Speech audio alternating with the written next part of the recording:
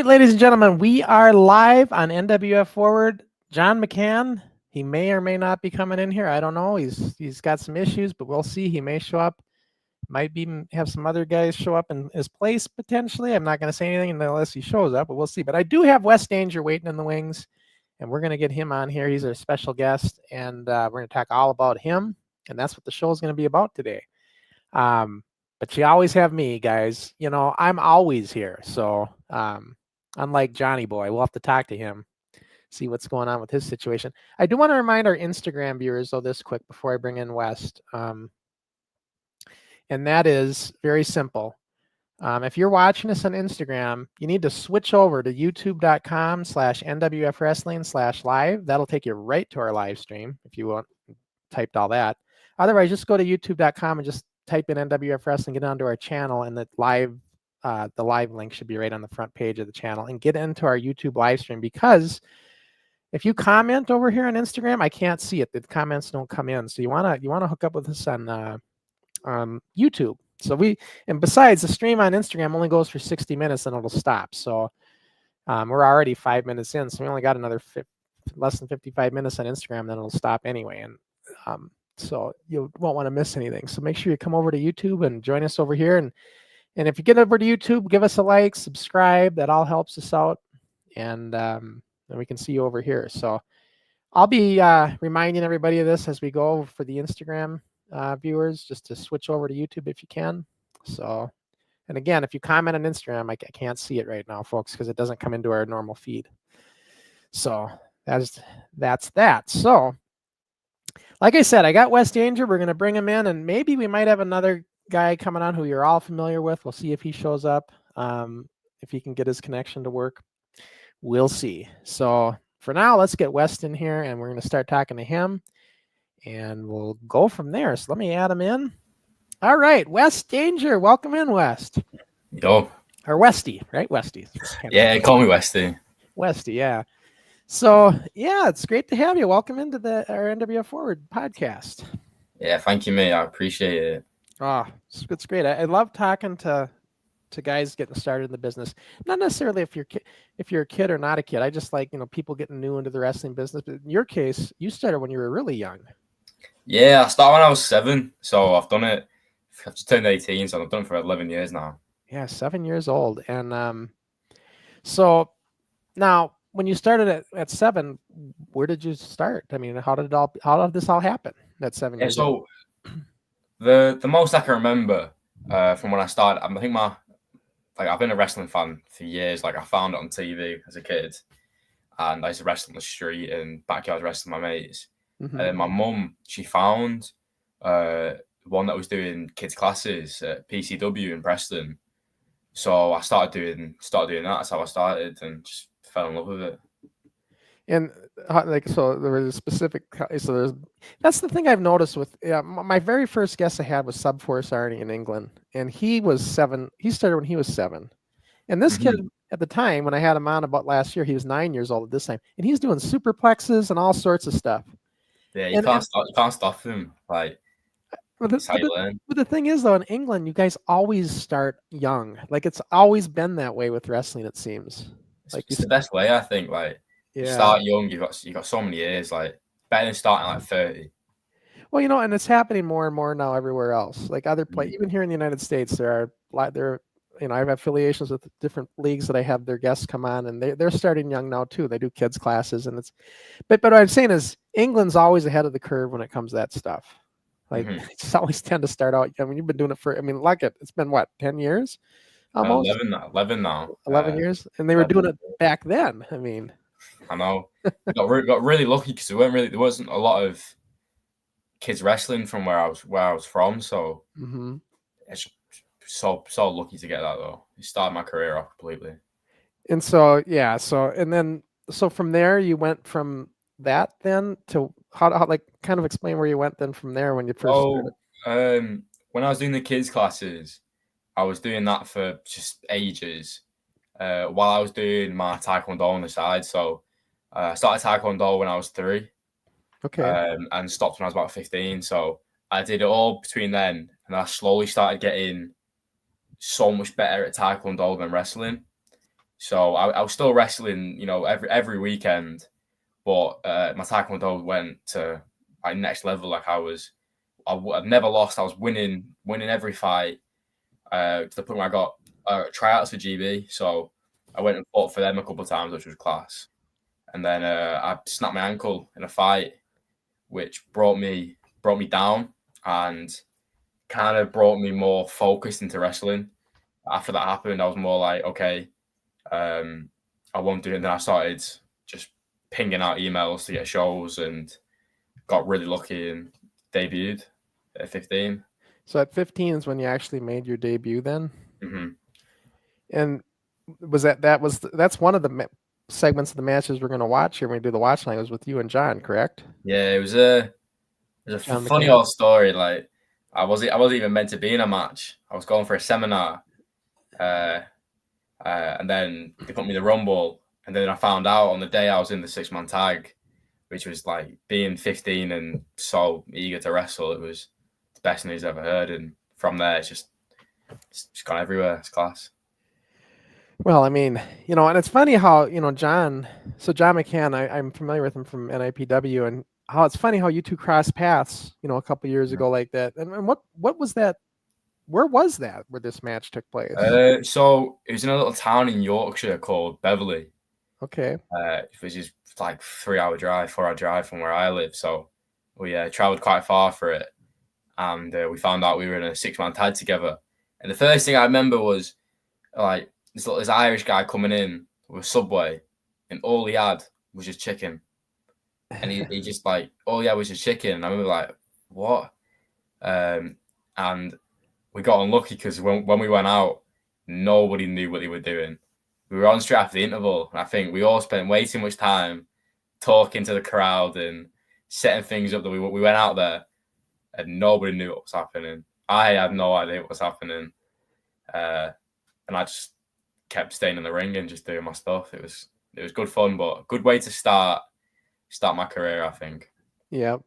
Well, you know, John's not with us, but I know he talks real highly of you. He thinks he's like, he thinks you're, you know, one of the best, brightest in the, you know, future of the entire England. I mean, in the entire Europe, really. Yeah, he talks really highly of you. Mm-hmm.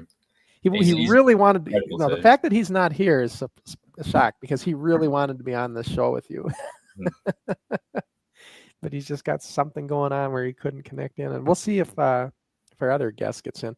I was going to say too, I promised, you know, just so everybody knows, I'm a man of my word. I am wearing this kid's shirt, the Canary Kid. I told you I'd wear it. You know, the funny thing is, he's got my Crusher Cross and 5 times shirt, and he never wears it. He could have worn it for 6 months on this podcast, and he never wears it. But see, Ricky, that's because I'm a bigger man. I will wear your shirt. See, I just had to get that out. Yeah, exactly.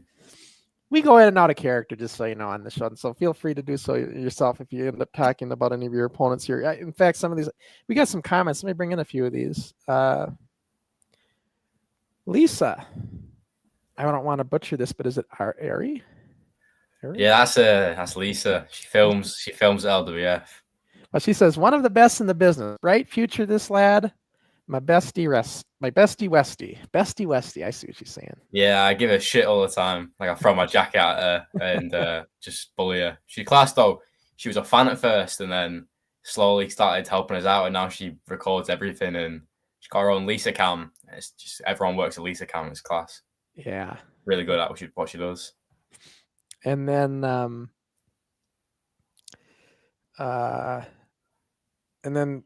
Simon Duckworth says, Sam's here, West giving you the V's. Yeah, so he's a weirdo. He's one of the people in the crowd. Him and his son like to give me shit all the time. If I do this to everyone, and he gives it back to me. Okay, so that's what he makes all the signs. So he makes some proper class signs. So you guys got a pretty good following then, huh, with your fans there? And I've got some class ones. Even though they all hate me, they're still good. He makes me break character too much. I walk past him and he's got a sign of me as a Muppet, and it's hard to stay serious. Oh, I know. I mean, like, sometimes it's not easy to to keep character. I know when we were building up for this title match with Canary Kid and Ben Nelson, I tried to get them to look at each other. I wanted to bring their emotions out of their friendship, because they're fighting each other. And as soon as I had them try to look at each other, they're losing it. Like they're like, and we're live, so I had to quickly get away from that. They start laughing at each other if they try to look at each other. Yeah, but yeah, breaking character. I mean, it can happen. So now, then you made your debut at 15, and then, well, when did you start? Like, when did you hook up with LWF? So I've been with LWF for about, I'll say, a year now. So basically, I used to train in Blackpool, and it's quite far from where I am. So it was like traveling there and back, and like coaching there, and it was just a lot of time. And then I found out about one in Chorley, which was closer to where I am, and I slowly started going over. We started going to there and training with them all, and I met some proper nice people. Like, we all clicked really well, and then I had my debut. I'm going to say April for them. And then just ever since then, it's been my favorite company to perform with. As you see, I became Red Rose champ, which is one of my greatest achievements. And now everyone hates me. I'm the biggest bad guy there. It's class. And you're a heel. And you said that now you've been babyface before too, and you prefer heel though, right? You like heel? Yeah, it's good fun. Like, babyface is fun. Like, I work in the crowd and that, but there's just something different about switching your character up and just being someone you're not. Yeah, it's so much fun. The thing with a heel versus a babyface, I've always thought is babyface is harder only because if they don't like you, they don't like you. And if you're in with a weak heel that doesn't do a good job getting the crowd under their skin, it can be a rough night for a babyface. I can imagine, like, when it comes to heel work, I always think it's one of those things that you find someone, you go for them, and then you just over time just go for, like, you just gotta rage bait them. Like, there's loads of people, and there's certain things you can say and certain things you can do. Because I do all the flips, so I'll do a flip and they just hate that I can do it. It's sometimes it's easy, sometimes it's hard, but it's just good fun. And guys, I want to remind everybody again, I know I'm going to do this periodically, but those of you on Instagram that have been tuning in, you want to switch over to youtube.com, go to the NWF Wrestling /live, or just go to NWF Wrestling on YouTube and go and hit the live link where we're at and watch us over here, because this way you can comment on YouTube and we can see your comments, because we can't see any Instagram comments and stuff. And besides, the whole Instagram stream is going to end here in less than 45 minutes on Instagram. So if you're watching on Instagram, you need to switch over to YouTube. I'm just going to periodically remind everybody that. By the way, I have to mention this. I've been asked to ask you who your favorite wrestler is and why it is Zach Wayne. This is a message from Zach Wayne. Well, I hate Zach Wayne, to be honest, mate. Someone that I've got trouble with at LWF.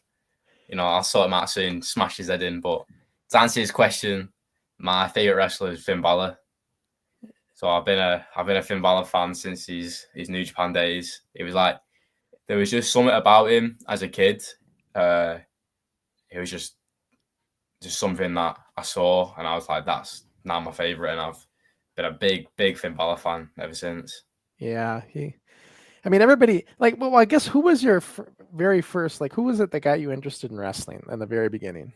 Oh, it's the maddest story. Like, I kind of remember I was really, really young, and I was like pissing about on the sofa with my mate, and it turned some wrestling on, and I was only little. Like, I don't know if I'm waffling or not, but I saw Hornswoggle in Great Khali, and for some wild reason that just sucked me in. And then from there, I found Finn Balor, or some more indie stuff. It was Finn Balor. Then I found CM Punk, AJ Styles, and from there, AJ Styles was like proper sucked me into WWE, and he showed me a different style. There's just so many wrestlers that just had such an impact of my childhood. My room was covered in wrestling posters. I would So was going this in the like magazines. was this the young AJ Styles when he first started? Yeah, yeah, Yeah. He looks so pretty much. different now, huh? Oh, he's so different. He's still amazing though. Oh no, he's still good, but I mean, it's Yeah, like you wouldn't know that was the same guy. I know. Yeah, different person, but somehow he's been Yeah. able to keep his style up throughout the years, which is really impressive. Yeah. Yeah. And so and now I know you said too you have a lot of aspirations to eventually want to get to Japan, right? Yeah, You'd like to Japan's do my that. goal, so I'm just working all the time to save money to hopefully. Do you have any contacts or any ins to get over there? Or I've got a couple, yeah, um, but it's more of like there's people looking out for me everywhere, which is it means the world just having certain wrestlers there. I'll keep their names private because I'm not sure I can say anything, but sure. Yeah. it's just like a lot of them I used to look up to as a kid. But the way that I want to go, I want to train in the LA dojo in New Japan. Yeah. And I feel like that's a good way for me to open the doors to hopefully being able to go and wrestle in Japan.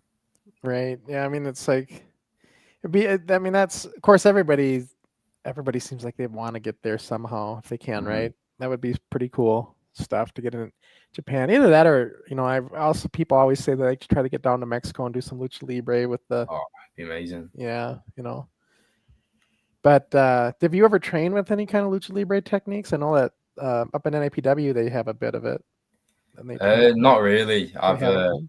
most of the stuff I've learned it's just been grab a crash mat and piss about my mates the LWF. Like we got some proper flippy guys there that we just get a crash mat and just have a try. Right, sure. Yeah. I mean, I don't know how else because man, I'm thinking like moonsaults and stuff. We never had these moves back in my day, and I'm like, where do you even start? Well, trampolining. So I basically had a trampoline like Yeah. since I could jump. So I was doing all sorts like I was quite a wild kid, so I used to like flip off anything I could find. Right. And it took me so long to be able to do it in the ring. It was just for some reason just a completely different thing. There's no proper spring to trampoline or the height of jumping off stuff, but slowly getting the hang of doing it now and getting the confidence. Right. And then I noticed too. We'll watch it when we get into the footage. But I was noticing, like I noticed these things. That ring you were wrestling with Rossi in with this first training match, that looked stiff. That ring looked very stiff. It like what didn't look like it was forgiving on the bumps. It sucked. That's one of them rings that stuff I used to do in that I wouldn't do it again. Yeah. Well, I probably would, but it was not. It was a good way to start training though, because from bumping in that and then getting to a ring that was less stiff, right? It was like sleeping. It was the best. It's right. It made me more tough in the ring now. Have you ever been in one of the older breakdown rings with they had the spring in the middle? Have you ever been in one of those? Yeah, I have. Sometimes when I wrestle at a company in Stockport, we've got a spring in LWF. If I remember, we have a spring in there sometimes, which I can have a lot of fun with. It's a lot less feels less stiff with a spring in them about. Yeah, because I that's people ask me when I came out to NAPW a few months ago. They have a flexi steel like the normal rings, they're just this long steel. And they asked like, what was it like? And I said, gosh, our breakdown rings at the spring were a lot more comforting than the bumps. I mean, it's not, it works, but it's just like the spring absorbed everything. And the thing with the flexi steel rings, like I said, is like if you're a big guy, they're going to work pretty well. But the smaller you are, the less flex you get out of it. Yeah, I think it's more of the more you bump, the more you're not asked.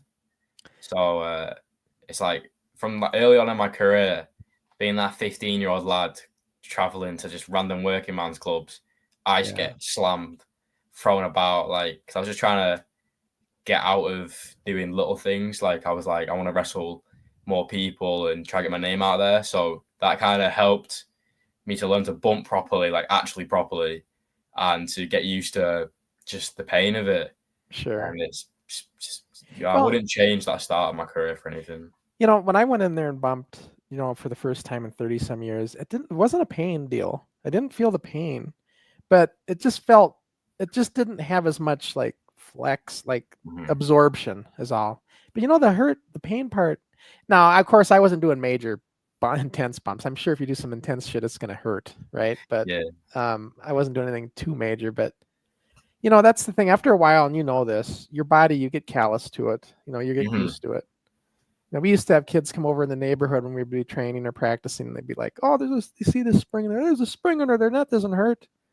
And I'd always have them come up in the ring, and we do usually a body slam, because if you know this, if you body slam somebody who doesn't know what to do, you're gonna knock the wind out of them, Oh, and every time. every time. And so and then I do that, and I say, "Now, how do you think the spring feels now?" They think that helped. You know, just because it always pissed me off when they try to give a shit on the spring. But yeah. But yeah, so I've got some comments. Let's get caught up on some of these. A lot of people are chatting. I think a lot of people you might know. Let's see. This person says, Amber Six says, honestly, we love your mom's favorite wrestler. Yeah, I call myself your mum's favorite wrestler. Oh, is that what you Yeah. call it? Is that where that's coming from? Yeah, I'm your mum's favorite wrestler. So you know, mums love me, so it's funny. And then Dean Hall says, West Danger is the best. And then Emma Foster says, go on West. And love to ref his matches. So one of the referees, Emma. Yeah, Emma's a new ref that we've got, so I'm looking forward to having her ref a couple of my matches. She's coming on so fast now. Yeah. We got quite a lot of refs starting. Like we got our main ref Reese. I can't stand him. Like, is that the main guy that's like kind of a bigger guy, and yeah, the one that's reffing the one match that you? I think he's just like he's just always trying to get involved in my shit all the time. Like it's all the time. It's just like he needs to give it a rest. He came out in the Rumble, eliminated me. Like he just takes the mick now. But the other ones, I think the sound. I'm not really. I struggle with refs, to be fair. Like, but Reese he's the worst. Well, why don't we watch some of your matches? We got them all. I'm going to bring them in here. I have them queued up for us. So, well, we're going to keep answering questions and talking, and we're just going to watch along with this. So let me just bring this in. Just give me a second here. There we go. Bring this in. And this is an old match. Yeah, this is like a early training match. I would call it a training match, right? Yeah, this was this is like my first bad guy one. I think when I must have been early 15. Like just after must have been 3 months after I debuted, I reckon. Yeah, I mean you look young, and it says the future. That was the big slogan, right? The future. Future for a little bit. And I've not actually watched this match back in years, you know. Yeah, you haven't seen this in a while. Well, I just found it was on your channel, so I figured I tried to find the earliest thing I could of you, so we can show your basically want to show your progression. So this is where you were here, and then we're gonna show the next after this. We're gonna watch one of his more later matches, more recent. So, and I skipped all the introductions because of copyrights. And we're monetized here, Wes. So I can't try to get rid of any kind of music or stuff like that. No worries. But yeah. So, and I can see this is a very small ring. I don't know. This might even be smaller. This might be a 12 by 12. It was tiny. Like I've got 12 or 10, I think. Yeah, it's. I think it looks smaller than a 14 to me. But I watched the mat. This is what I was watching. I'm watching this mat. I'm like, man, this mat isn't bouncing much at all. And it might be because it's just so small, you know? Oh yeah, it was like even the pins. I remember we were practicing the pin sequence and we had to try to be so slick with it. But as you can see, like the feet caught up on the ropes. It was a tough ring to wrestle, but a good ring to start with. Because it's a way of like mastering your footwork and stuff. But it was tough. Okay, Gadget Gizmo's one of our regulars, and he wants to know. I might have missed it.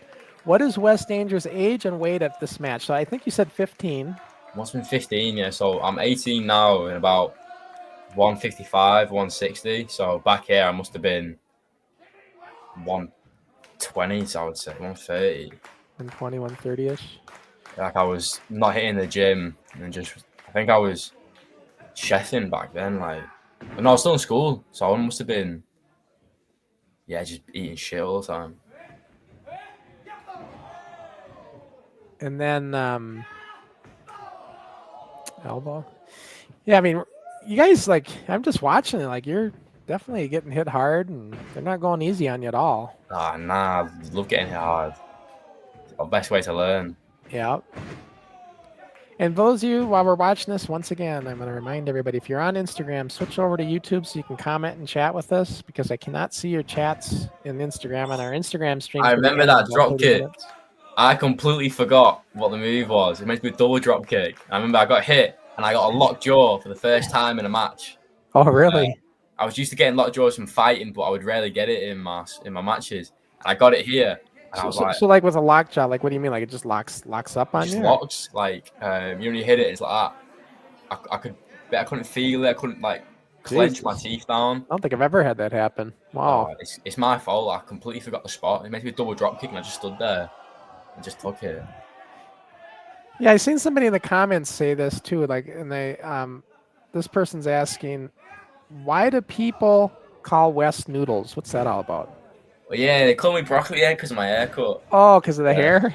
Yeah, like I got blessed with curls, and instead of admiring my looks, they'll call me broccoli head. Okay.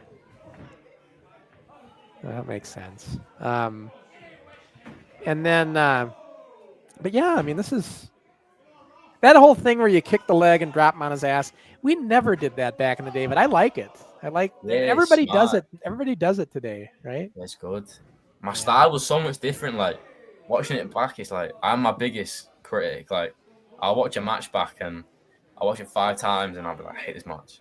Like I'm always trying to get better. This is my first dive. I remember like I fucked it. It's not the worst. Mm-hmm. I mean, people are liking it. That's what matters. Yeah, exactly.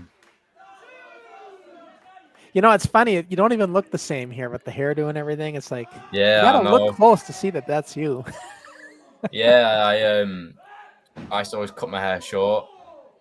Because like, you know, when you're in school, everyone's got short hair. So yeah, my curls weren't really like there yet.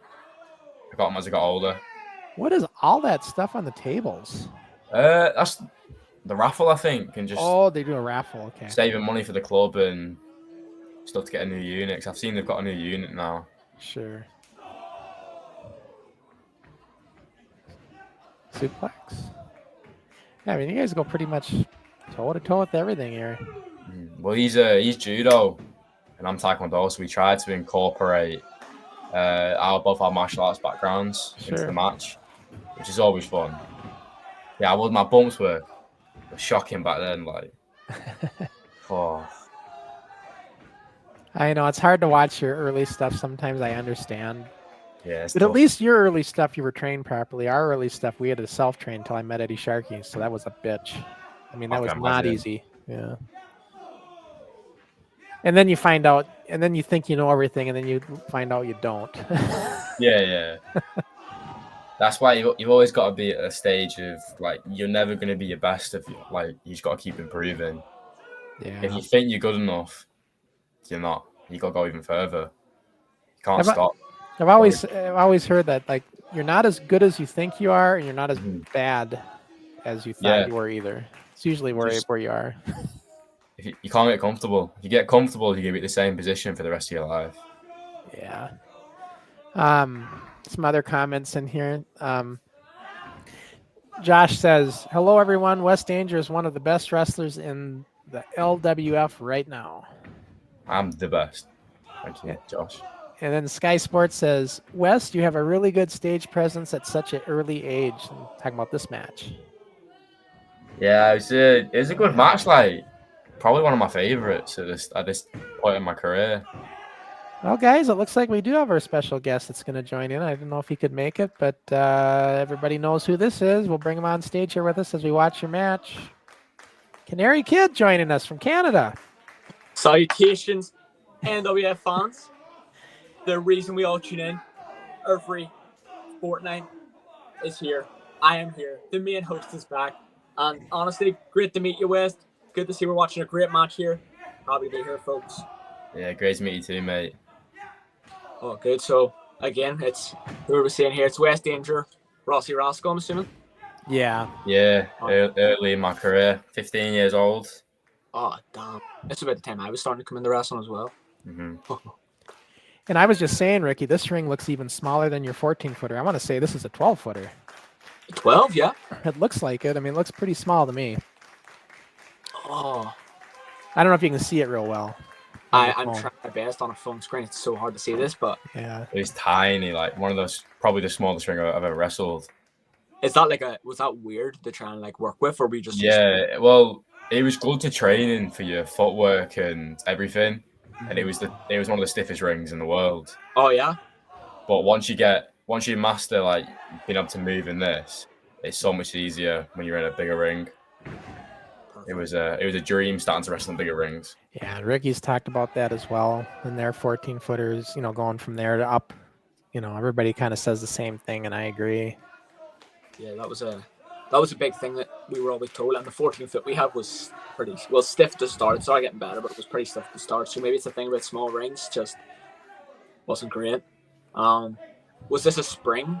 Was this spring locked, or was it a? I can't remember, to be fair. It was I'm watching, and if there's a spring in there, I'd be shocked. There has to be a straight steel because it's not bouncing hardly at all. This looks like the stiffest ring in England to me. Yeah, just by looking at it. Was me stiffest ring I've ever wrestled. Yeah. I mean, you watch them when they take their bumps. It's just not moving a whole lot. Way to train it as well. Like, but that's not a bad thing. I'm just saying it's just stiff. I'm gonna keep caught up on the comments here. This guy says, okay, and so Rossi gets the win. We want West Danger. Now, by the way, the next match coming up after this, you guys, is going to be John McCann against West Danger. So when they see it switch. Yeah, my debut match. First ever match. It goes by really quick. Here it is right here. This is John McCann. Like none of it was planned, so I just threw a kick like an idiot and luckily took it. Yeah, this has to be very close to the same time because you got the same gear. Yeah, this was first, so I'm not sure the difference, but I was so green. Debut match in a random working man's club. Yeah, I remember seeing West's stuff because again it was, especially by the time I was starting to get into wrestling, West was one of the only other people around our age doing it in the UK, and I remember seeing his stuff. And again, I've said this to West before for DMs and stuff, like seeing how much he's progressed and like the quality of the shows he's on now. Like he's working for LWF, I see a lot, I think it is, and the quality of their shows is amazing at the minute. And like, it's the best now. Yeah, and you're finding that Click as like a heel character now. It's something like it's insane to see like the progress coming along. Like this is LWF, right? Yeah, this is LWF. This is our show in Lancaster. It was it's an incredible show. Oh, that ring looks like an 18-footer. Oh yeah, that's our show ring. It's one of the best rings we've got. Like it's just everything about it is class. Yeah, looks unreal. One of my favorite matches. There's going to be some pace in this match, Mike, I would think. Oh, it was nothing. I've never experienced like it. The crowd just booed me. It was amazing. So now this is what, 2 yeas later, 3 years later from what we've seen. 3 years, yeah. So years? I was 17. So this wasn't that long ago. But it was a. Can you see it okay, Ricky, on your phone? I can just about see it. Yeah. Okay. Like Dylan Dyer he's a great wrestler. He's quite new, but there's just something about him. He's class. Like he's been to train with Drew Gulak and everything. Oh. Dylan Dyer probably has the power advantage.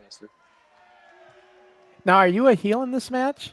Yeah, I am. So it was we're both heels, so I was gonna say he was getting booed too. It's a tough way to work it, but as the match went on, people just hated me more. I wanted to see him beat me. So what's it like when you work another heel? I mean, how is it like for you? It's like you just try to one up each other on the booth? Yeah, that's all it is. Like who can be the biggest dick? That's like pretty much how it's got to be. Just out healing them. By the way, Ricky, here's a comment for you, Gizmo. Ricky, we missed you. Hope you are safe and having fun. Honestly, Gizmo, I would miss me too. If I was you and I had to watch the show with John McCann instead of me, I'd be heartbroken. You may as well go and watch Concrete, harden, go watch Paint Dry. It's awful. It's awful. So I don't blame you for missing me. I would love to say I missed you, but I don't want to lie. But I understand that you missed me. And Ricky, I mentioned it earlier, but I'm a man of my word. I told you I'd wear the Canary Kid shirt on the next show. because we're out of the 4th of July holiday. And So, that's I'm wearing great, it. you know.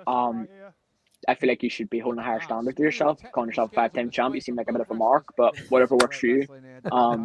I can send that shirt next time you're over in Ireland if you want. Whatever works. I see Canary's got his NIPW shirt on right now.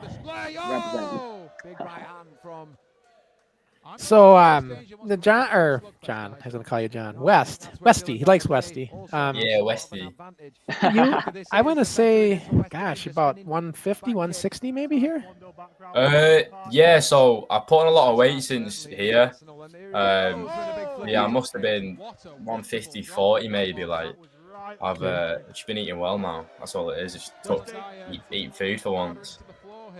Yeah, that's one thing I've also noticed again from seeing your like progression just over social media. This size has been like it's clear, you know, the size difference.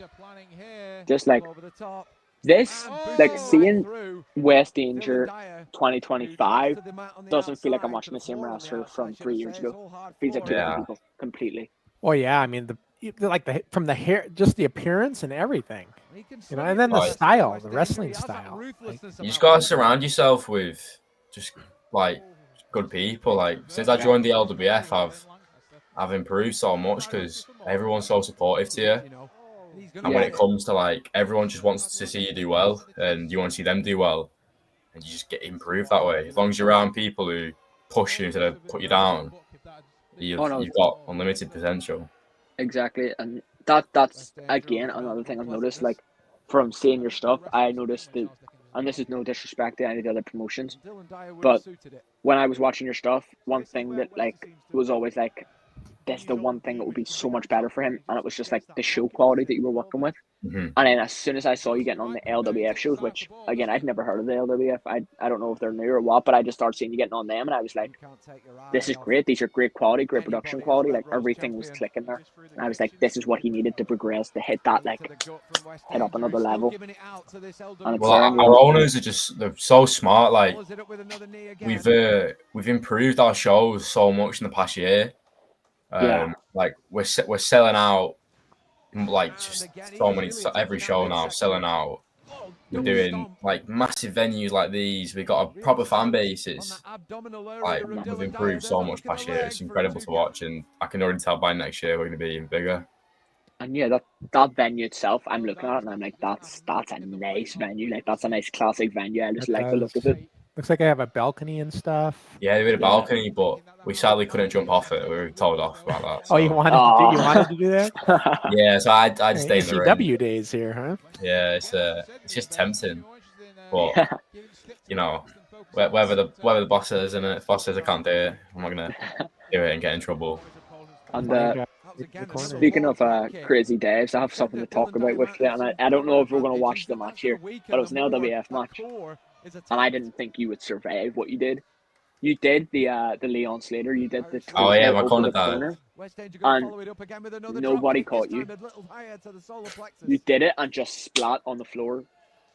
Well, it's just it's one of those dives. As long as they get a little bit of my body, I don't feel it. But the worst one was the one that the guy just moved out of the way, and that wasn't LWF. That was another company that I was doing.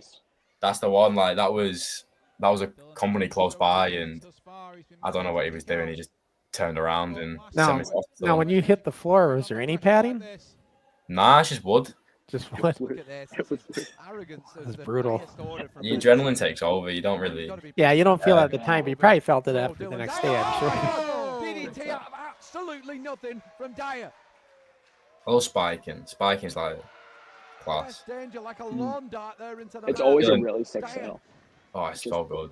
And like working with Dylan Dyer, like I worked with him a couple of times. Like, see, like some of the stuff he does is just impressive. Nice drop kick. You do lots of drop kicks. I love them. I love drop kicks. They're just one of those you can just whip them out whenever. And I've seen you do it several different ways too. I've seen you do the back drop kick and everything. I do loads of drop kicks. It's just you can do it in so many different ways, and it gets a good reaction. So. You can do springboard drop kick, like any type of drop kick, and the crowd enjoy it. Yeah. No, exactly. One of the ways I feel like I've improved is I've started listening more to what the crowd wants. Yeah. So I slow my matches down now. Like the hardest thing is slowing down, and Yeah, everybody says that. Like, it's so if you hard. think you're going slow down more. Is what they always say. Fire off the ropes. Oh, and he came back at West Danger with a clothesline. He wasn't seeing that coming. There's more in the tank. It's interesting. He clotheslined you left-handed. Backbreaker. Yeah, he throws left-handed clotheslines. Yeah. West Danger's bail to the floor here. That's a smart Was that move. Like him or not. was that Oh, alright for you to Dylan take Dyer. in originally, or was He's that like gonna a take something you had to adjust to? Oh! Yeah, it's just like we all train together. So every match we have for LWF, we train every week together, like even twice a week sometimes. So we all know each other's shines, each other's like styles. So when it comes to in the match, we just know he throws left hand, he throws right hand, and his clotheslines are insane. And he's got tats on his left hand, so it's just go to the hand that's got tats. Does he do right-handed headlocks? Does he do everything backwards? I think it's just the clothesline. Just clothesline. Like if I remember.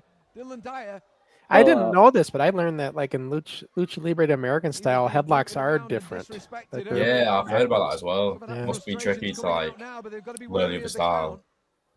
Yeah, it's that's something that Nathan, when we were going through training, sometimes he has his little Mexican phase because he was in Mexico for I think about 6 months, working with like CML and stuff, training with them. And one thing that he took on was like doing this stuff backwards. He doesn't do it himself, but he always tries to like have that one session every once in a while where he's like, we're going to do this lucha, so everything you do, you have to do it the other way around. So the idea is that if you work someone from Mexico who works that style, you can go, here bro, I'll work to your style instead of having them get confused. But with the clotheslines, I know a lot of people who throw their left arm clotheslines instead of just but do everything else the same. And it's I remember Corvin, one of our other coaches, he always throws his clotheslines with the left because he says he's right-handed, so that when he throws the right lariat as a finish, it makes more sense. That's his logic behind it all. So he couldn't do the balcony, so he did the stage. Yeah, I didn't really tell anyone that I was going to do it. So, oh, these three people were so funny. Like, I think they were just pissheads that came to watch wrestling. So, just able to give them shit, it was hilarious. Like, tying the shoelaces undone. And then my favorite type of wrestling fans are the fans that don't watch wrestling. You put on a show and they come up to you and they go, "Oh, it's actually sick, mate." Like, you start watching wrestling. It's just what it's for. And then I got some. Let me get some of these comments in, guys. Matthew Rodriguez says, "Hey Wes, Alex from Spain. Question: will you be interested on wrestling in Spain, like Resist Wrestling, Lucha Libre Rebellion, Tyrus Wrestling, etc.?" I would love to. I was born in Spain, so it'd be quite good to go home and wrestle in Spain. So yeah, it's something they'd be interested in doing. Mm-hmm. And then Dean says, Dean. What am I saying? It's an A.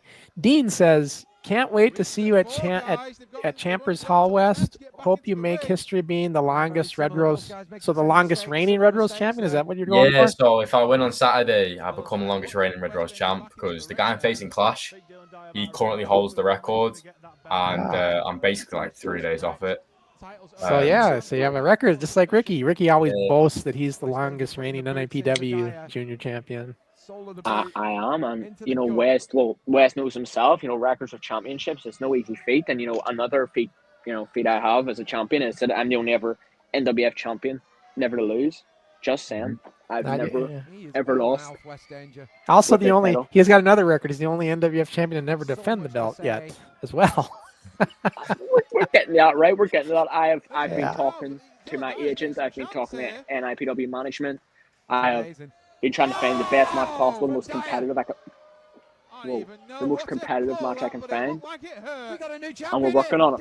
Everyone just needs to calm down, and we'll get to it. All right. Close. Yeah, you got to defend as much as possible. I've also defended the title the most times already. So sorry, Ricky. I didn't mean to cut off Ricky, but that was pretty good. But yeah, I know you'll get a champ. You'll get a defense here eventually. It'll happen. The way I see it is, right, and again, another thing Wes understand from the UK, Snow doesn't come very often, right? But when it happens, it's amazing. It's so special. But if snow came all the time, it wouldn't be as special. You'd actually be a little bit bothered by it. So that's what I do. I don't defend my title all the time because then when it happens, it's special. You know, it's sentimental. It gets people on their feet. They're excited to see the greatest wrestler Northern Ireland's ever had. You know?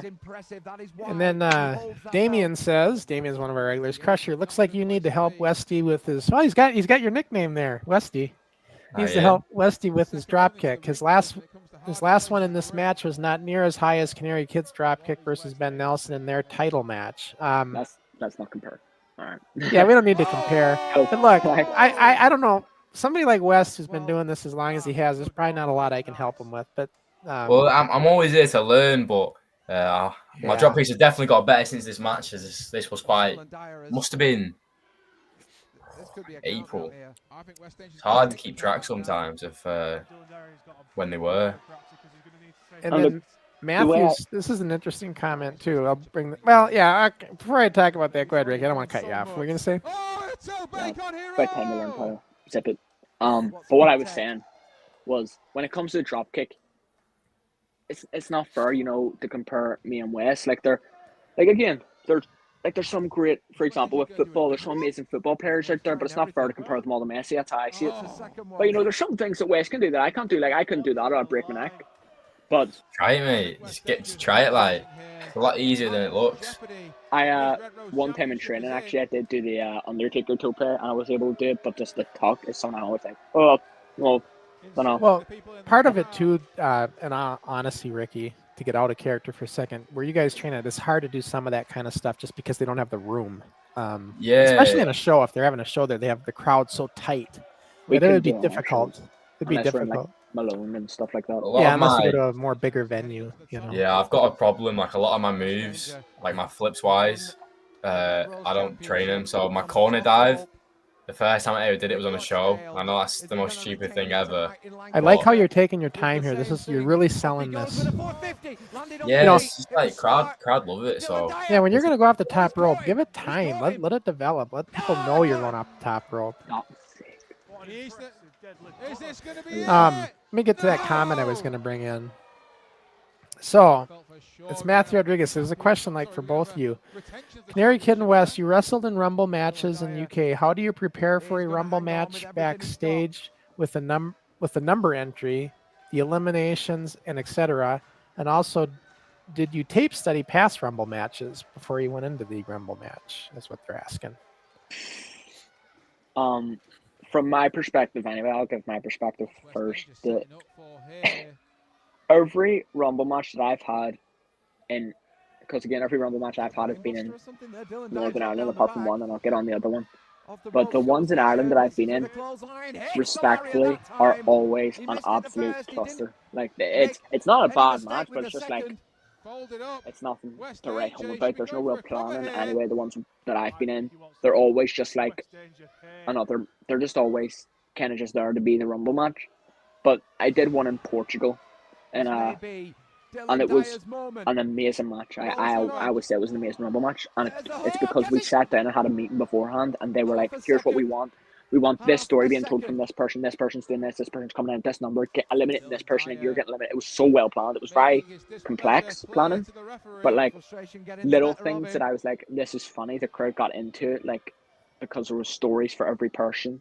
It was an amazing Rumble match. I really liked it. So that's the only match I've been a part of where it's been good planned Rumble match, and that's how it should be done. But it's not always done like that. Yeah, it's a lot. It depends where you are. So when I first started wrestling, there was a lot of Rumbles, and a lot of them were just cluster, man, like random shit for no reason. But then just kind of do it in the ring. Not yeah, really the LWF is the best Rumble. So I won't say too much in case there's some fans watching, but so much of it is planned. Like, every single person that comes in, like, well, like 30 people, for example, has a story, has a spot. Like, I can't like describe like how crazy. It's almost like a UFC hold here. Yeah, I try to incorporate my jiu-jitsu quite a lot into my wrestling because it's just fun putting people in arm bars. Yeah, I like that.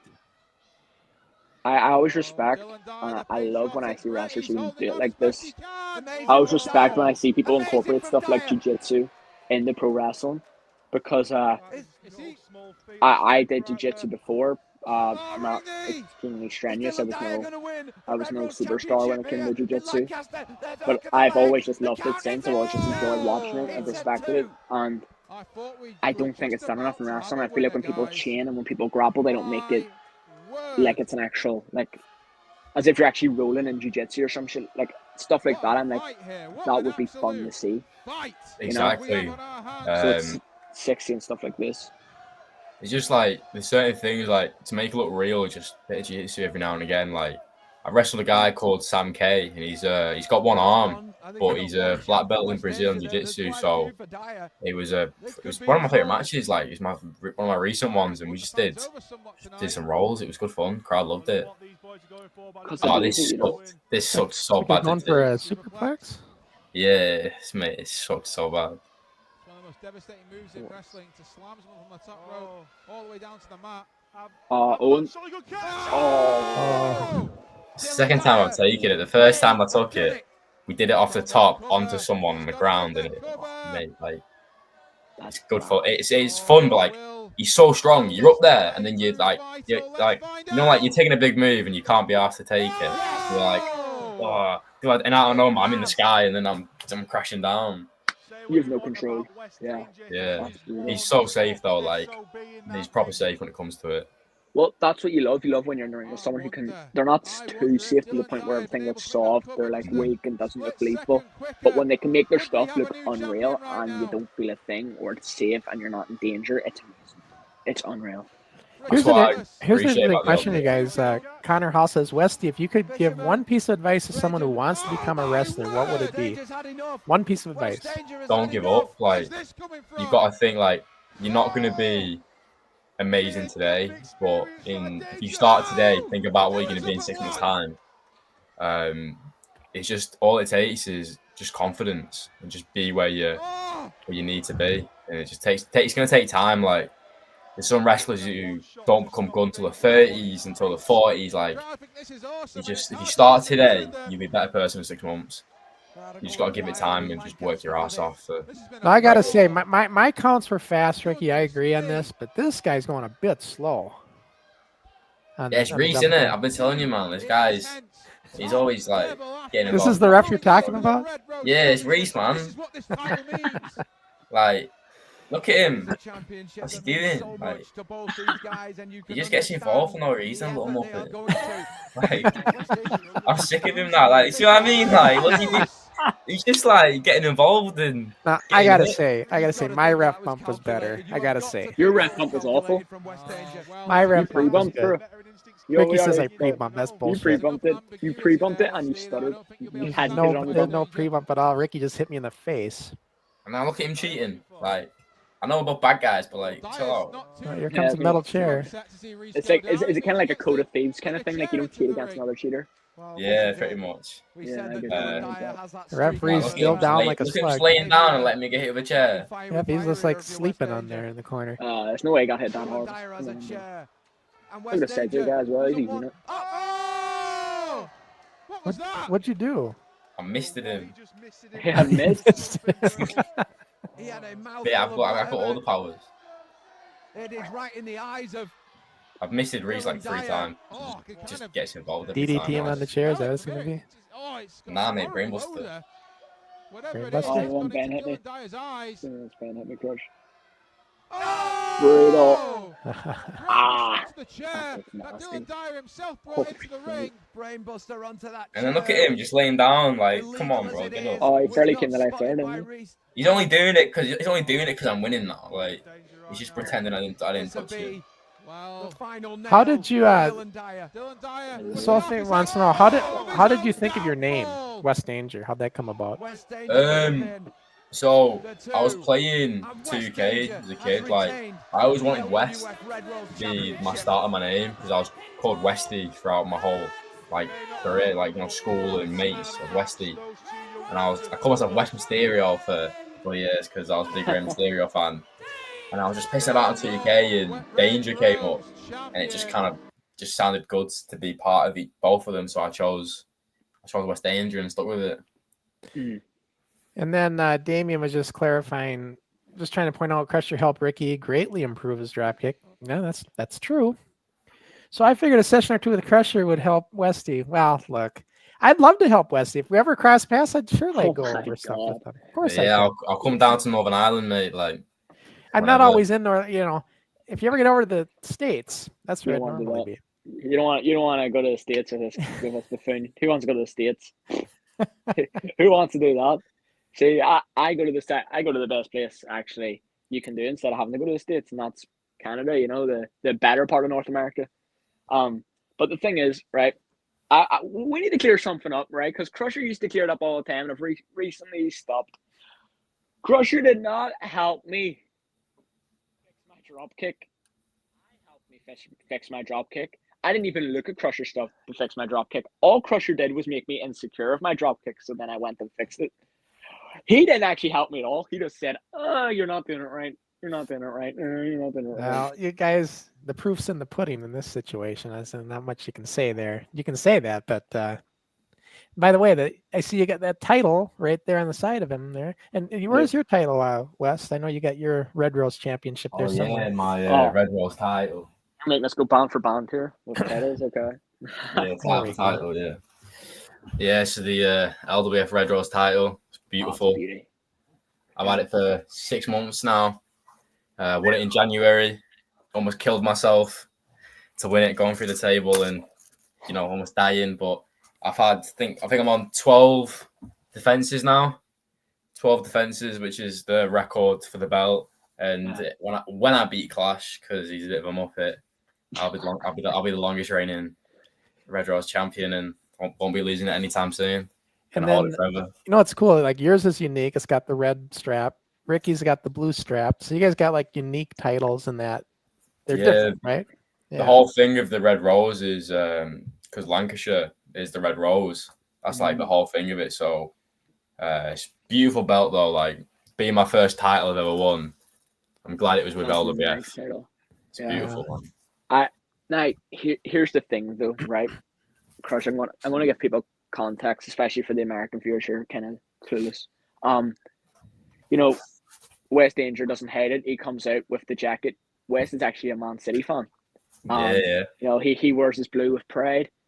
I, on the other hand, support the better club Liverpool, who actually win trophies.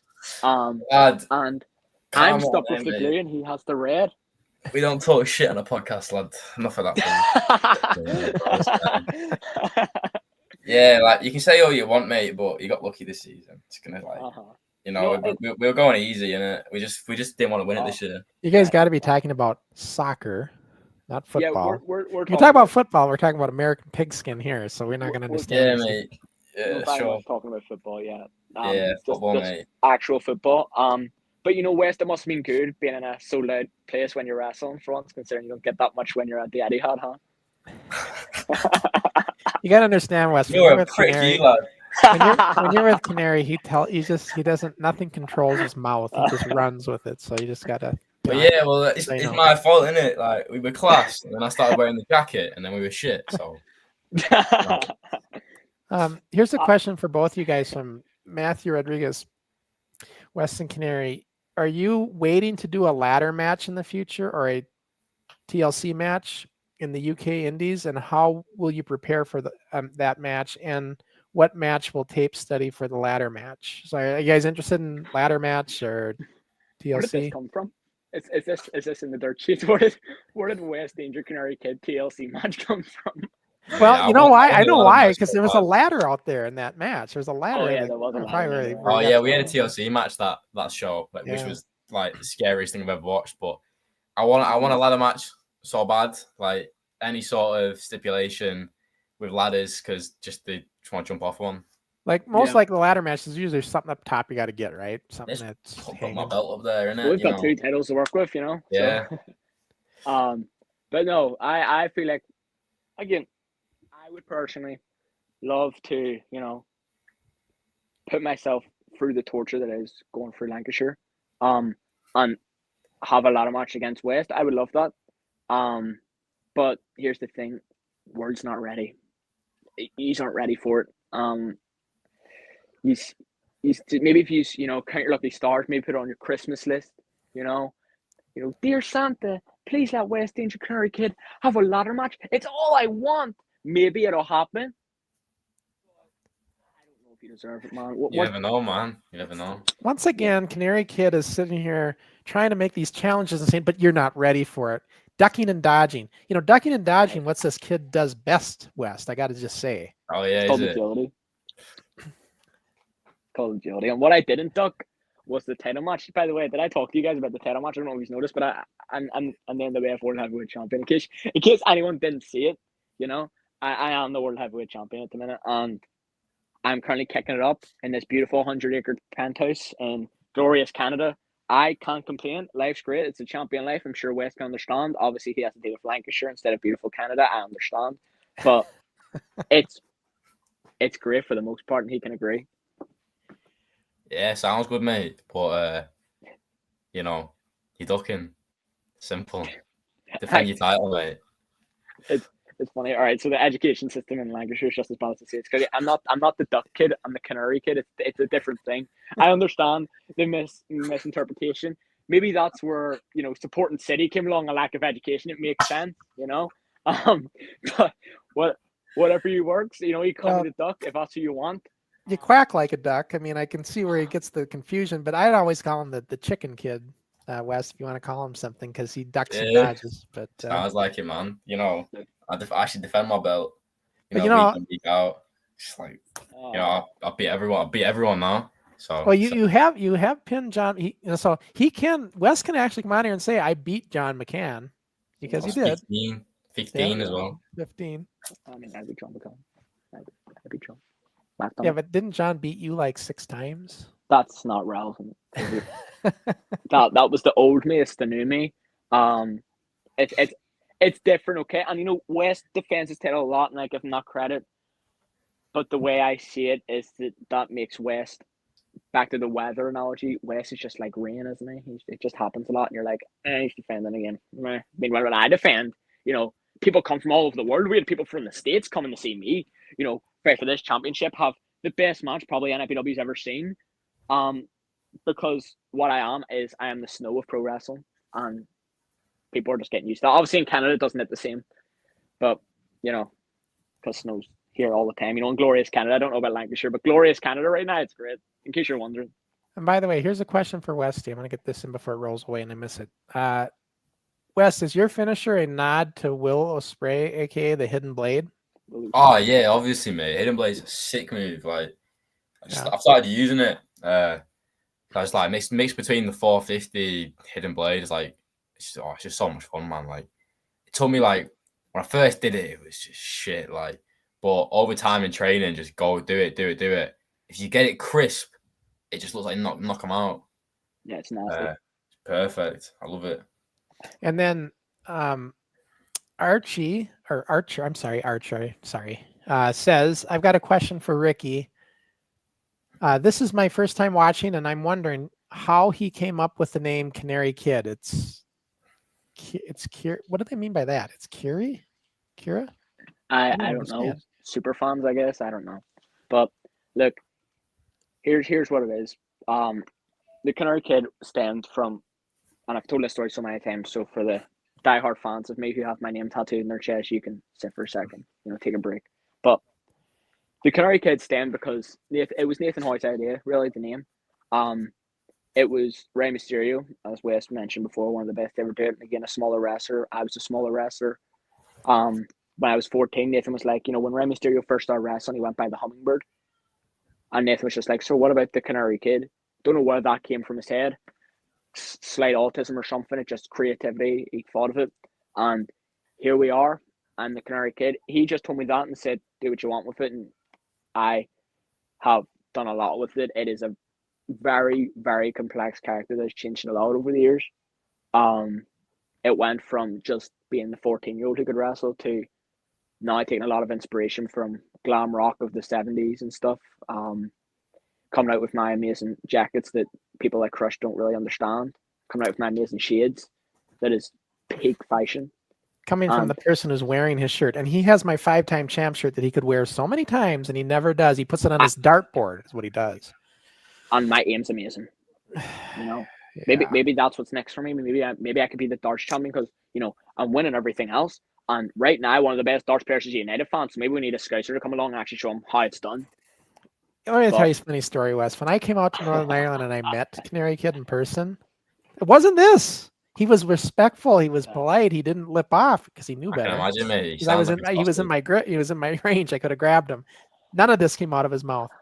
But then when he's got this distance and the safety factor, he's way far away from you right now. He's far away from me. All this stuff comes out of his mouth. Yeah, I know. I've seen it. I saw a bit of the podcast of you two beefing who would beat each other in a fight. Found that quite funny. And you know what?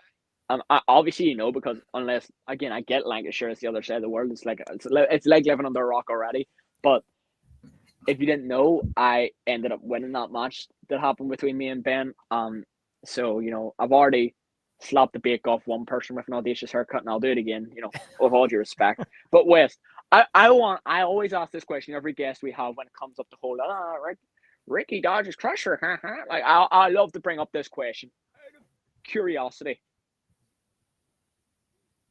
You're in my position, right? Imagine an old man comes up to you and asks you to fight him. Are you going to fight an old man? Or will you be like, no, I respect my elders. I don't want to assault an elderly person, and I don't want to get prison time. Don't you agree that's an awful thing to do? Nah, lad, that would nothing for coming close, mate. All right, so that's because West Danger's a scumbag from Lancashire, and it's the difference. All right. Lad, you're making me laugh so much. I got to be serious here. I'm not from Lancashire. I'm not even from Lancashire, He's from Spain, right? No. Yeah, but I grew up in Manchester. Mate, you keep cutting out, lad. Yeah. Your audio cuts out, sorry. and I don't know what it's doing. It's not the best quality. The penthouse is so high up, it's off quality. Where are you based at the minute? Can't really tell you that, mate. It's a bit weird. All right, so you're based in Lancashire is what we're clearing up. But Manchester. Yeah, thank you. Manchester, that's even worse. Arguably even worse. Have you seen the people from Manchester? Yeah, I have, mate. Huh? They're hideous. Hideous bunch. Yeah. You know what, though, Ricky? You're making all these accusations.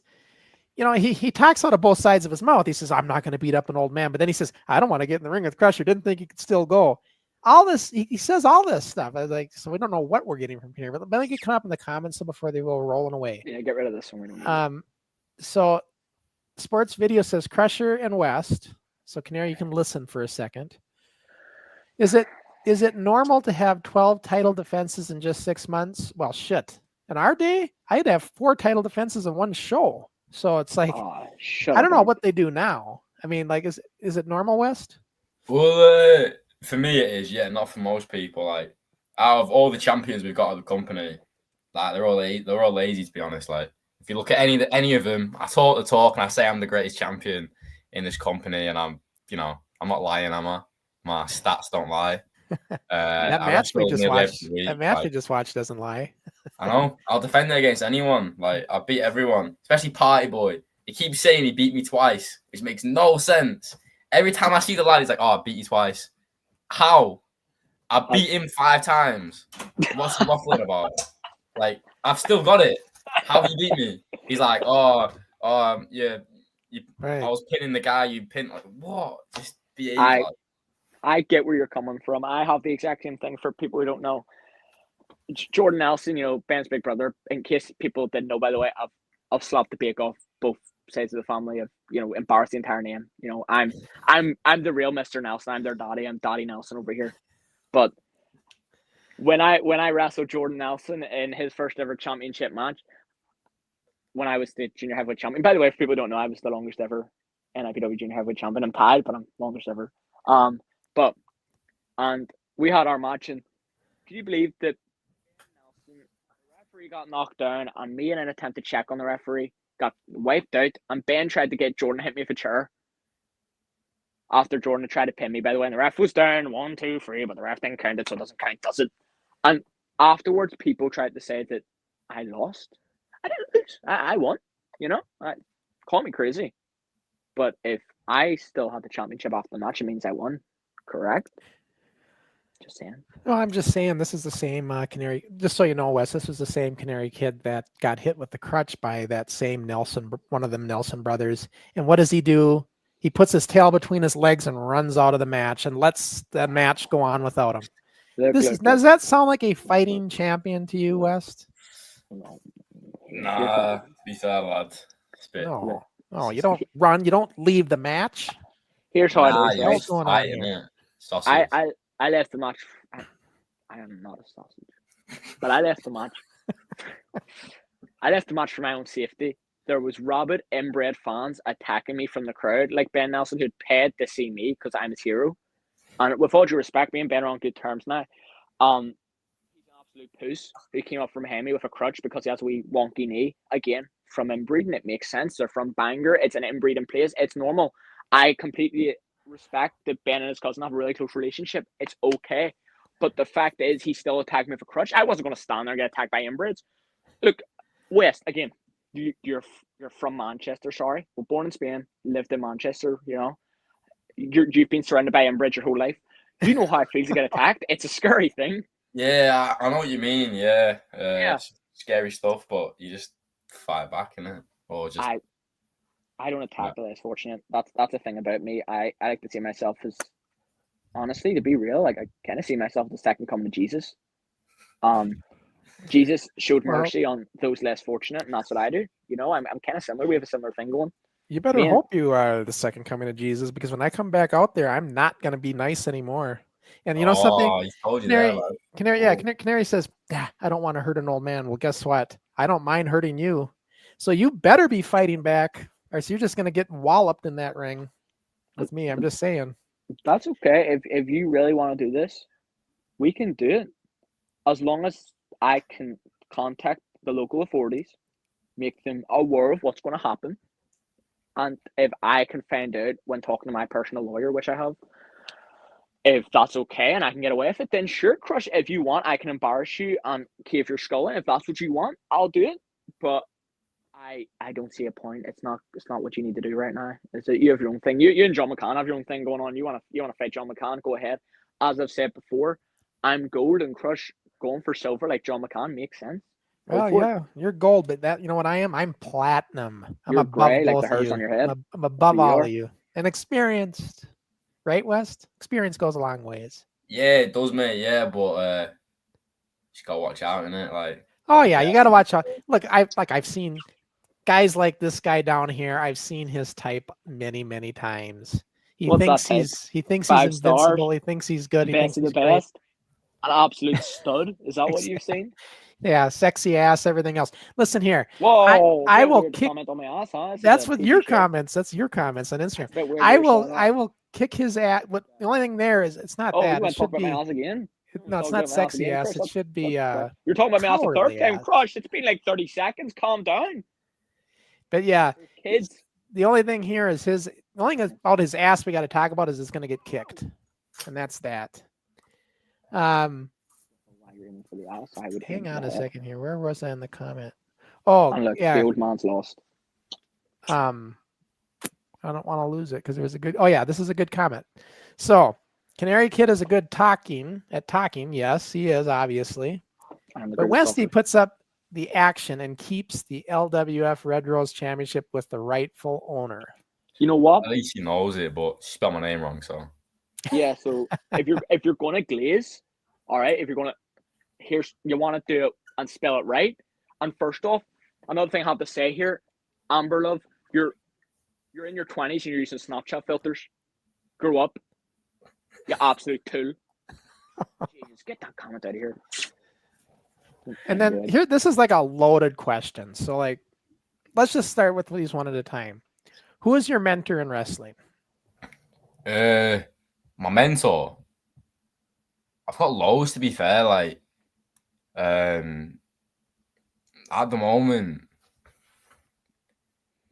I've got to say the Lancadors. You know, so they are basically the owners of the LWF, and they're just giving me so much time to like just use my character and giving me the platform to show my stuff. Like, they trusted me enough to give me the title, which I've taken to the moon. So I'll say they're my mentors at the moment. And then Canary, I mean, your mentor. Is that double? Is that I couldn't see? No, it's just for West. But if you want me to answer, I can answer. By the way, the Lancadors, can't wait to have them over. They've been announced for an FPW. I saw, yeah, they're class. You know, maybe the Forbidden Doors open, West. Maybe that can happen. Me and you. Yeah, I know. I saw that in me. I was like, it's gonna happen soon. I'm telling you. But no, for my mentors, here's the thing, right? When you're at a certain level, Wes knows himself because he struggled to think of a mentor. When you're at a certain level, mentors just fade away, and you know you fill that role and you become the mentor. That's what I am. As I've said, I'm Poppy Nelson. I'm Daddy Nelson. I'm the father of the Nelson family, and I like to see myself as Ben's mentor. And he said that many times. I'm Ben's mentor, and I proved that he is still my protege in our last match. But if I had to put a name on the one person who's my mentor in professional wrestling, I'd give it to Nathan Hoy. You know, he's the man who taught me everything. He's one of the most underrated coaches. But like Wes said, you know, your mentor changes and stuff, and you get different mentors. And right now, I'll answer this for Canary. His mentor is me. So we'll go to the next question. Why would this guy be? Who is your best friend behind the scenes? Like, do you have a best friend right now on the? Yeah, I would say like a lot of people. So when it comes to the LWF, we're like just a massive family, but it's mostly like, you know, don't really look like I like him when it's on TV, but me and the Patman, like my twinnies, we get along quite well. I was almost going to bring in one of his matches as a watch along. You had someone. Yeah, that was a class match, but it's a lot of like. There's a guy called Moonbear. Yeah, he's lovely. The Pac-Man dude, though, doesn't he have a brother or something that looks just like him? They're like two. Yeah, they're twins. So yeah, I thought so. I've wrestled both of them. They're world class. Yeah. And then it says behind the scenes, the future of wrestling in your. I don't even know what he means here. The future of wrestling in your. In your eyes from the NWF roster. What? Yeah, I don't get that because the NWF roster isn't really a roster. It's a load of old men, to be honest with you. Canary, it's not much of a roster. Don't make me hurt you anymore. But to answer, because apparently I'm getting asked West questions as well. Best friend wrestling behind the scenes, I would say it's my championship. I don't mean to sleep and tell, but me and my championship, we share a bed every night. I shower with this championship on. I do everything with the championship on, just to let people know that I'm superior to them. I'm sure you can relate. Do you have running water in Manchester? Pardon? Do you have running water to have showers in Manchester? Lads, you're funny, you know. Yeah, I got. Yeah, you know the belt stays on, so you know if you know, you know. He knows. And then himself. He's taking Shawn Michaels photos.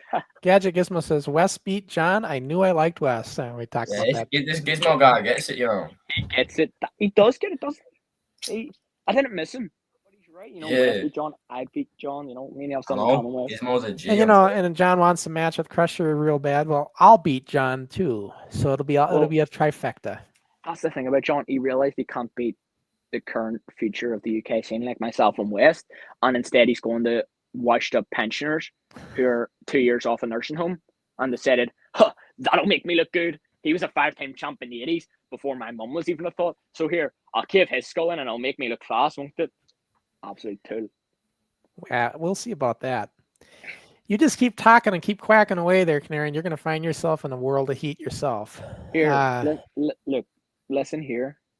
I understand, as I've said before, and West, I've said a lot about Manchester and Lancashire and England itself. But one thing I'll give you everybody is it's a lot better than the States, especially on the education system. Something I was going to say there, I can't say on the podcast. There's people watching this. Carbon footprint and digital footprint and stick. But what I will say is, you don't get taught very well. But canaries don't quack. They sing the most beautiful song. And I don't need to sing though.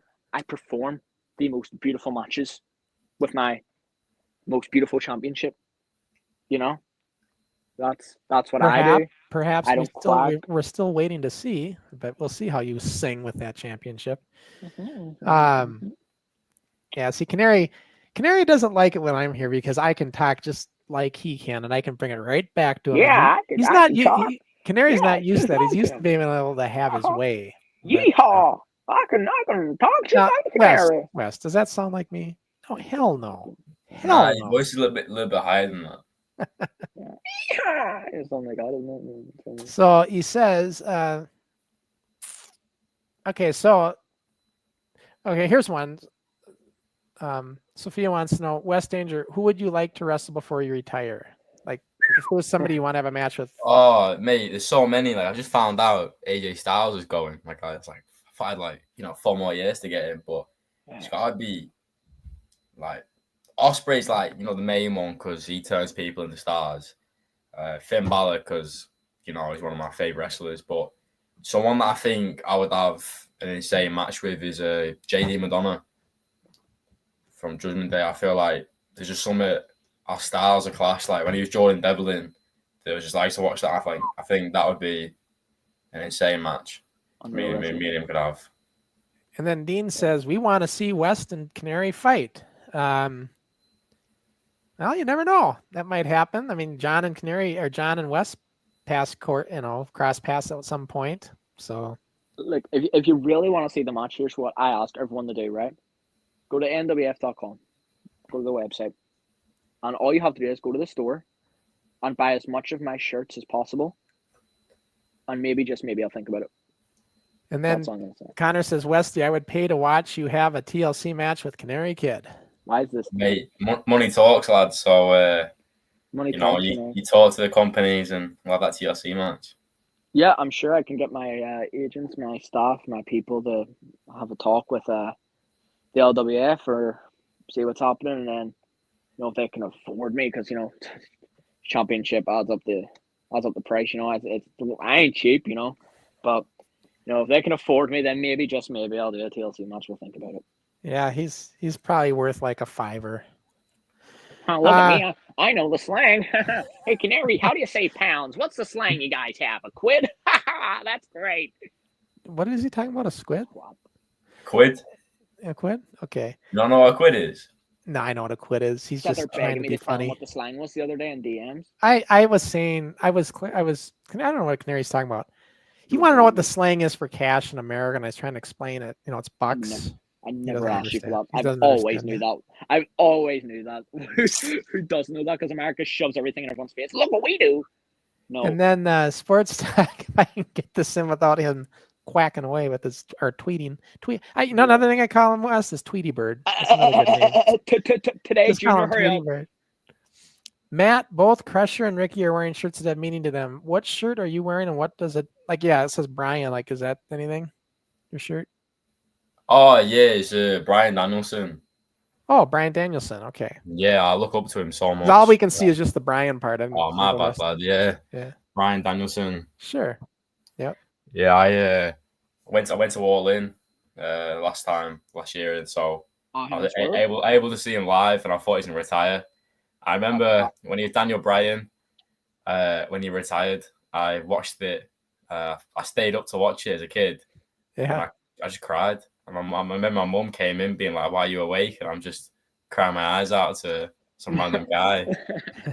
Some random vegan on TV. Some random guy on TV. She's like, "Why is he crying?" Like, she didn't understand it. And then went to Wembley, and I thought he was going to retire again. So, and then I love wrestling so much, but one thing I was able to say for so long was, wrestling's never made me cry though. Like, I've never cried over wrestling. Like, I've never cried watching a match or anything. And then, funny enough, All In happened last year with Daniel Bryan and Swerve, and I never realized how much I loved Brian Danielson until I realized that he could have retired, and I was like, and then he won, and I just cried. I was like, why am I crying? Same. I believed he was gonna. I thought he was done. Yeah, so I like the way they did the whole package at the start. I was like, I'm now watching him retire again live. Like, yeah, he came out the final countdown and stuff. I was like, oh, bro. And then Archer says, does Ricky always run his mouth like this? Yes, he does. Oh, so I want to know. Get Archer out of here. I don't know who this fangirl is. Get her out. I should say this, Archer. He does run his mouth until you're in person with him. Then he knows better. He's very, very good that way. That's why I keep myself away from the fans. That's why I stay away from people like Archer, because I know that, Wes, you know yourself, wrestling fans, as much as I make the joke about running water, they don't know what shampoo is. They absolutely stink. And that's why I do my best to avoid them as much as possible. I don't want to catch bacterial meningitis just from sending your poster. So you can talk all you want about meet me in person, but these fans will never meet me in person. I can tell you that for sure. And then Damien says, Crusher, why waste your time with John? If you're going to wrestle, you need to wrestle the champion. So it is Canary Kid or no one. Make it a 6-time champ. Yeah, I like that. I like Crusher that. Make it a count to 6-time champion. Crusher can't even count to 6. Yeah. Yeah, I think I could do that. I could become the Crusher's lost. 6-time champ. Crusher Now, has to put there's his a new fingers out to record. count. Yeah. That could be a rank. That could be done.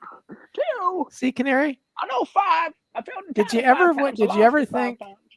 Schmuck, did you ever think that maybe I brought that title over there to put it on you just so I could take it right back from you? Did you ever think that?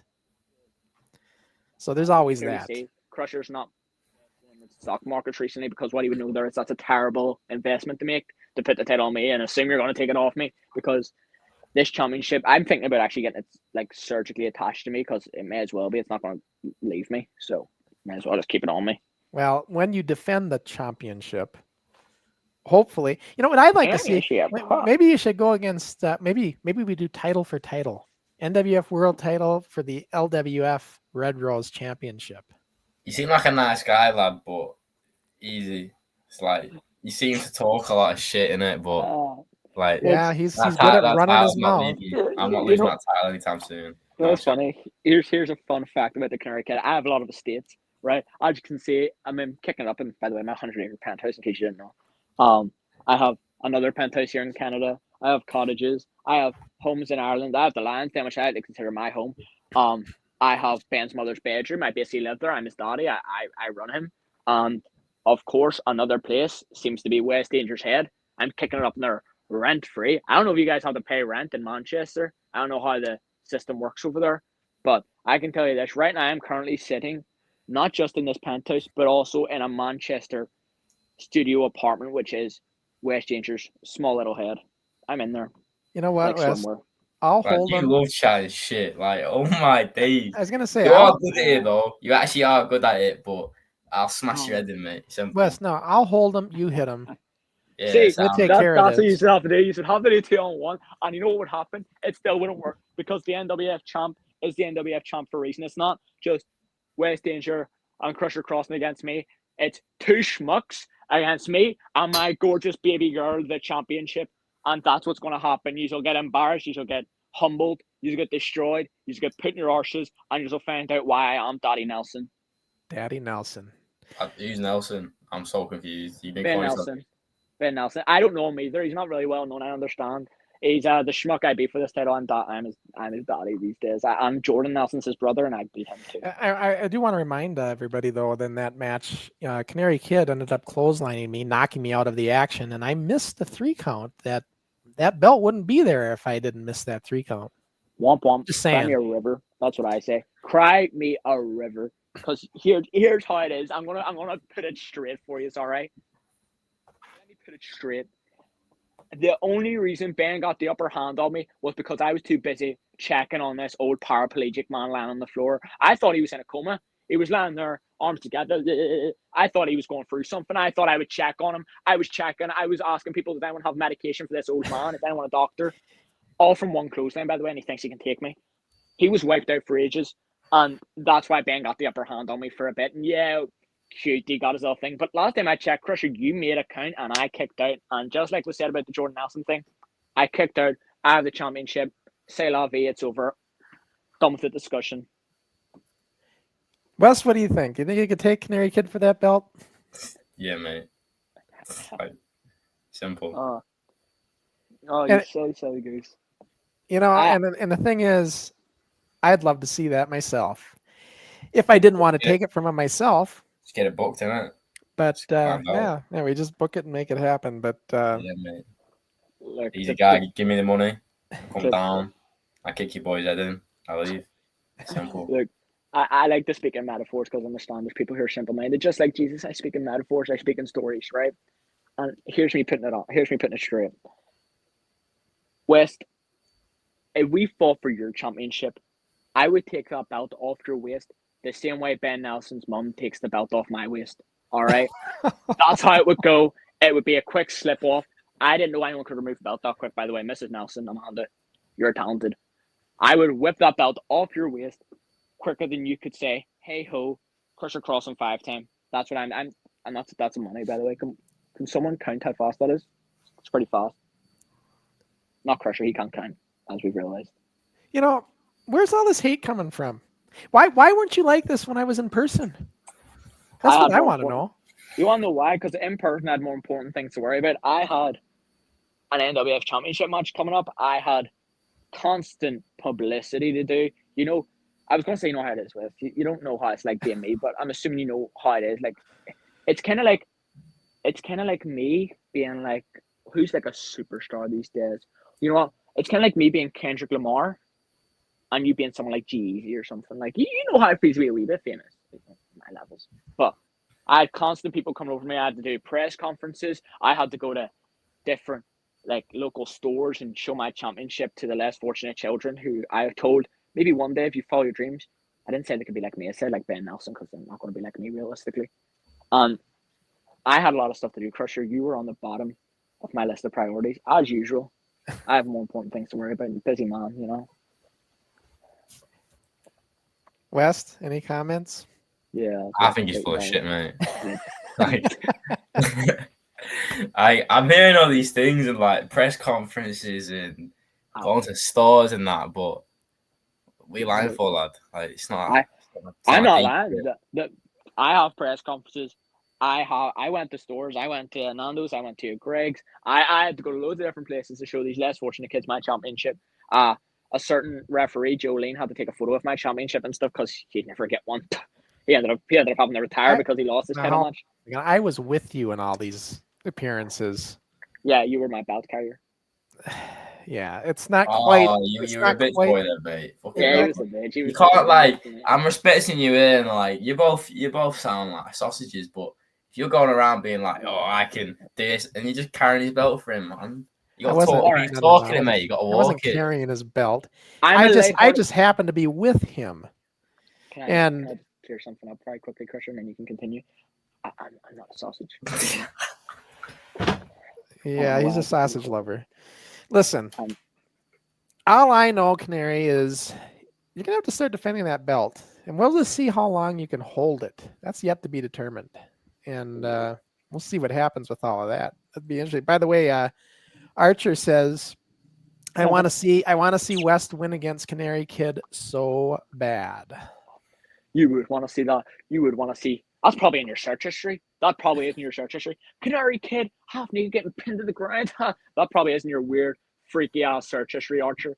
All right. What's that? You wearing a mask as well? You have a mask kink? You are an absolute freak. You're a freak. All right. Get out of here. It's the kid show.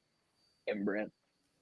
Well, here's a question. Sports Tech says, when Crusher was in Ireland, who was asked for and gave their autograph more for the fans, Crusher or Canary Kid? Yeah. Well, I was I went up to, where was it? Carryfergus Castle or whatever. Canary, you know where I went. I was up at Carryfergus Castle. And I was presented with the city council and they took my picture and I got to write in the ledger and I gave my autograph there. Yeah. Have you ever done that? I was in your own backyard and did that. Have you ever done that? You weren't in my backyard, Carrickfergus, like a lot of places in the UK, sadly, not beautiful Twinborough, but like a lot of places, is filled with inbreds, such as Dee Crooks, who is also from Carrickfergus. So I avoid Carrickfergus like the plague. So no, I haven't been presented that. They've called me a few times. I'm pretty sure they wanted me, one of the mayors wanted me there for a campaign or something to try and get votes up, but I was like, man, I'm sorry, I don't do that stuff. Not for inbreds anyway. I will say this: all the little kids that were there at that show came up to me and talked about our podcast and everything, and said they watch it, and they said they watch me all the time. I know. I asked these kids. I said, guys, am I being too hard on Ricky? Am I too hard on the show? And they said, no, you're not hard enough. So yeah, because they see me verbally eviscerate you every week. It's not fair, to be completely honest.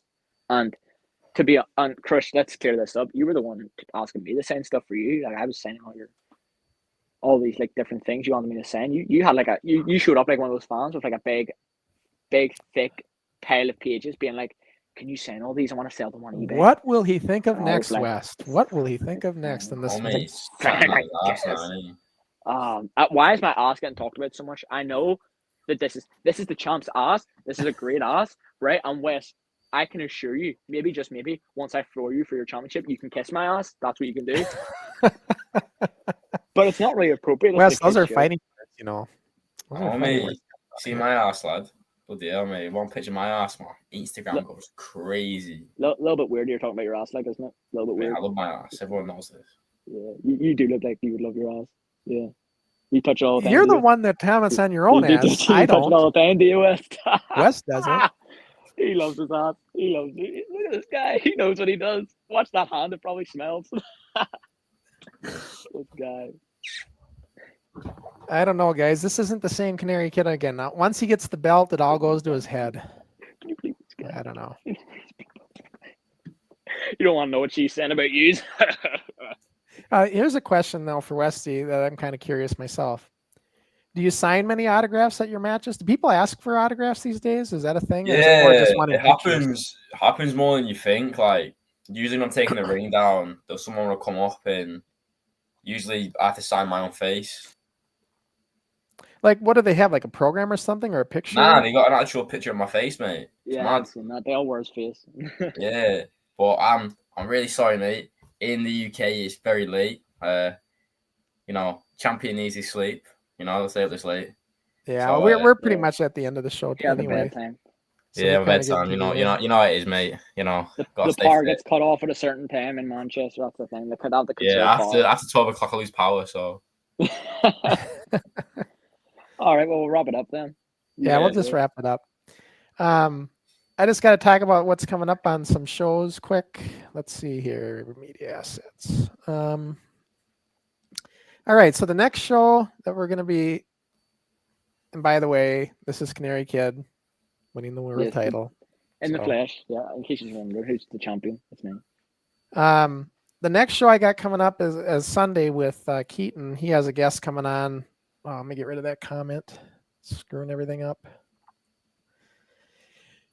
And the logo. Hang on. Come on, West, that's sorts to of the bed, things. man. The internet's getting cut off. There, get rid of the logo. There. Let's go. Niley Fox. Now. This is Nile. Is that how it's pronounced? Nile? Yeah, like the river. Nile Fox. So this is going to be the guest coming up on Sunday for Keaton. Kayfabe with Keaton on his channel. And then the next one that we're going to do on Rewind next week is going to be the first half of the Summer Sizzler card at the Anoka Armory. So that'll be Thursday, July 17th with your hero, Dixie Dave. Canary. You seem to have a love affair going on with him. So Best of the best. I don't know what's up with you two, but I'm the reason they tune into that show on Rewind. So just saying. So yeah, that'll be some good shows coming up. And Canary, you don't have anything to report from Canada as far as any future. I mean, when are they going to see you in Canada wrestle? They are seeing me wrestle in Canada on July 26th at a College Champignon against Pablo Triasi, a man I have history with. And he beat me in my hometown, so I think it's only right that I do him the due diligence of absolutely embarrassing him in his hometown. That's what I say. So here we are. So that's what's coming up in the end of July. And how about Wes? What's your next appearance going to be? tomorrow, actually. Tomorrow. Versus Clash. I got tomorrow, week after, just all the way to December, to be fair. So do you go like every week? Is that what you're doing pretty much? Yeah, at the moment, I'm wrestling every week. I'll have like the odd weekend off and I'll just go somewhere with my girl for a bit, but usually I'm just wrestling just every week at the moment, which is class. That's what you want to do. Well, it's been a great show, and I'm glad we went and seen some of your matches, and we talked a lot of smack with Canary, which is fun. Yeah. I think it was a quite civil conversation. Thanks for Canary stepping in for John McCann, who mysteriously didn't make it. You're welcome. Well, I guess Canary taking care of business once again, right? As always, you're welcome. All right, guys. Well, thanks for tuning in, and we will see you next time we're live. You're all welcome. Yeah. Cheers, lads.